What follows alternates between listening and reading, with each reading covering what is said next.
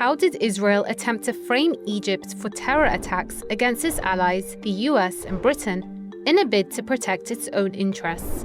The Lavon affair, as it came to be known, shook Israel to its core and marked a humiliating failure for the state's intelligence services. Let's set the scene. It's 1954. The Israeli state is a mere 6 years old and scrambling to gain the upper hand in the region. Meanwhile, the US and Britain are playing the long game with Egypt.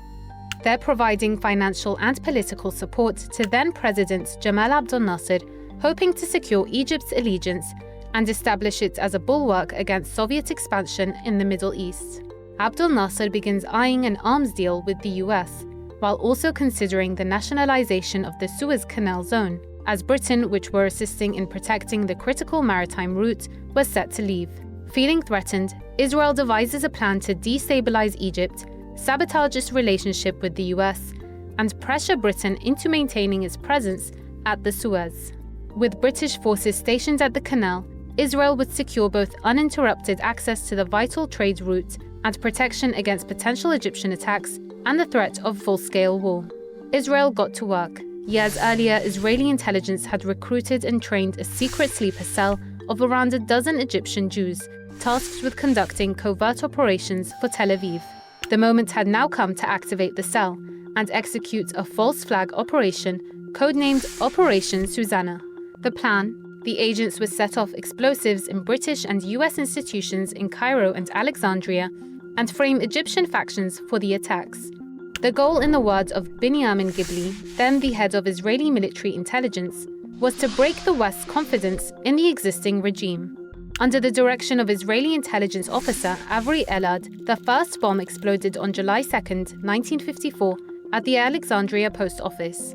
In the weeks that followed, bombs went off at US consulate libraries, 2 cinemas, a railway terminal, and the central post office in Cairo, but with no casualties. Then, the operation fell apart.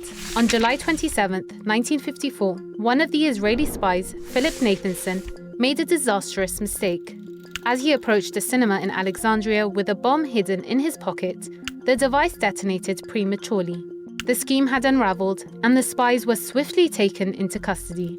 2 were sentenced to hanging, another 2 killed themselves in prison, and the remaining 6 were handed lengthy prison sentences. What was unusual was a fire truck that was parked outside the cinema and watching Philip Nathanson. Had there been a tip-off? That theory gained traction when it emerged that Elad had betrayed the mission.